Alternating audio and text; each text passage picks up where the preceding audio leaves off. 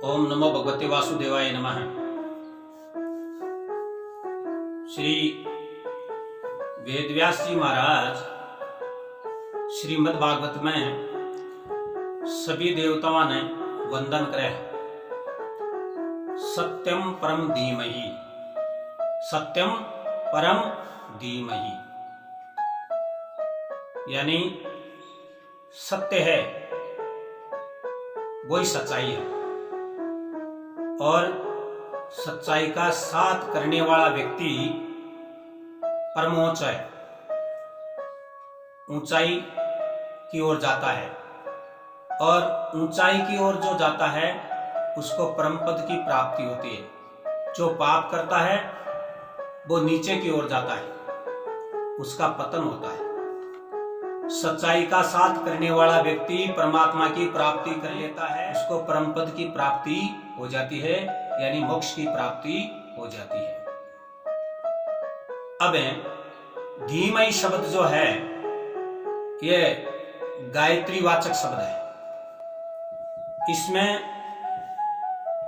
24 अक्षर है। इसमें गायत्री में 24 गायत्री है, 24 ही अवतार हैं भगवान के। वेदव्यास जी महाराज ने 24 अवतारों को प्रणाम कर लिया, वंदना कर ली। यह वंदना क्यों की? कि कोई भी भगत मन में ऐसा विचार न करे कि मैं देवी को मानता हूं, मैं श्री राम को मानता हूं, मैं गणेश को मानता हूं। श्री कृष्ण की ही कथा है, जो इसको तो कृष्ण भगत ही सुने, वही पढ़े, वही माने। तो मैं इनको समझाने के लिए, इनके विचार नष्ट करने के लिए सत्यम परम धीमहि का वंदन कर लेता हूं, जिससे सभी प्रसन्न हो जाए। किसी के मन में ऐसा विचार नहीं आए कि यह एक ही देवता को प्रणाम किया है। सत्यम परम धीमहि। मनुष्य इस संसार में आकर के पुरुषार्थ करें, यानी संसार के मोह के अंदर नहीं भटके। अगर मोह के अंदर व्यक्ति भटकता है, काम क्रोध मद लोभ अहंकार इनमें जीता है, तो पाप कर्म करता है और संसार में रमता है, अधपतन की ओर जाता है। इनसे उनका पतन होता है और परम पद की प्राप्ति नहीं होती है और फिर उसको 84 लाख योनि में भटकना पड़ता है और यमलोक में उसको जगह नहीं मिलती। तो व्यक्ति संसार में रहो, अपने कर्म करो, लेकिन अच्छे कर्म करो। संसार को मन में मत बिठाओ, अंदर मत बिठाओ। संसार में परमात्मा की प्राप्ति करने के लिए ईश्वर ने मानव शरीर दिया है। पशु तो परमात्मा की प्राप्ति कर नहीं सकता। अंदर जो रम रहा है, अपने अंदर जो है परम तत्व है, उस परम तत्व को परमात्मा से मिलन पशु नहीं करवा सकता, व्यक्ति कर सकता है। बाहर का जो आदर्श है यह सब मिथ्या है, झूठ है। जैसे किसी को नकली नोट मिल जाए, उस पर कोई ध्यान नहीं देता है। इसी प्रकार से यह संसार जो है नकली है। चाहे कितना ही पैसा कमा लो, चाहे कितना ही झूठ बोल करके कोई पाखंड रच लो, कुछ भी डाहा कर लो।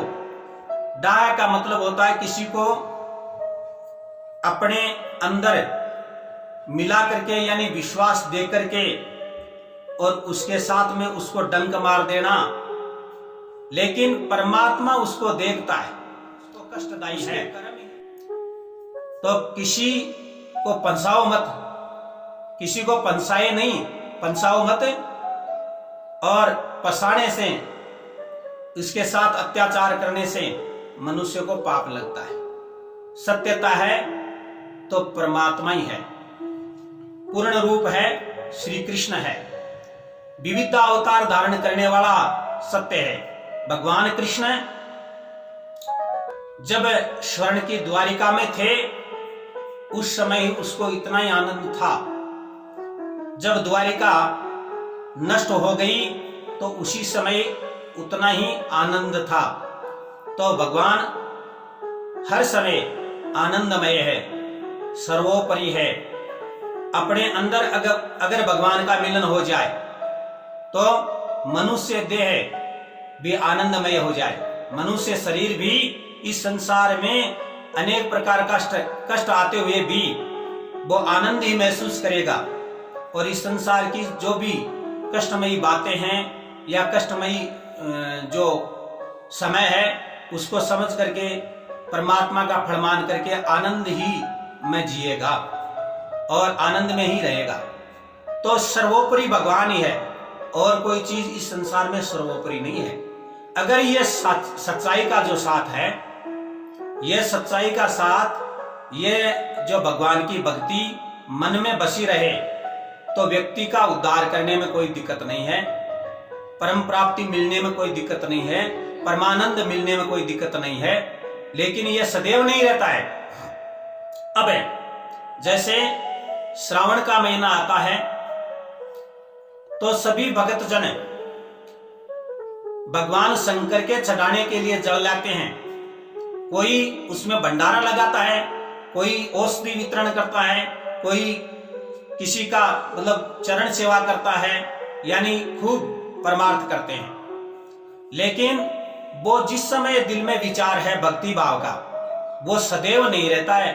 अगर सदैव रह जाए तो कोई भी प्रकार की दिक्कत नहीं है। तो कहा है 1 महीना बोले बम और 11 महीना तोले कम। 1 महीना बोले बम, 11 महीना तोले कम। ऐसा नहीं होना चाहिए। ऐसा जब होता है तो 1 महीने की भक्ति से कोई प्रतिफल नहीं मिलता है, परमात्मा की प्राप्ति नहीं होती। सदैव श्रावण के महीने के अंदर जैसे भक्ति भाव की जागृति होती है और उसी भाव से अगर व्यक्ति सेवा करता है मन से, तो जिस समय मन प्रसन्न होता है, आनंद लेता है, उसी प्रकार का अगर व्यक्ति का मन टिका रहे तो कोई भी प्रकार का पाप नहीं होता और परमात्मा की प्राप्ति हो जाती है। परमात्मा की प्राप्ति होने से आनंद की प्राप्ति होती है। तभी सत्य का साथ होता है। सत्य का साथ होता है तब आनंद है, कोई प्रकार की दिक्कत नहीं। अब इस संसार में ये जो दिख रही चीज है ये सब अंधेरे में डालने की चीजें हैं। ये एक तरह की फिल्म है और ये नित्य नहीं है, अनित्य है, यानी रहने योग्य नहीं है, जाने योग्य है। यह संसार जो है यह छवि है। इस संसार में जो व्यक्ति रम रहा है सर्वस्व अपना मत समझो, यह परमात्मा की देन है।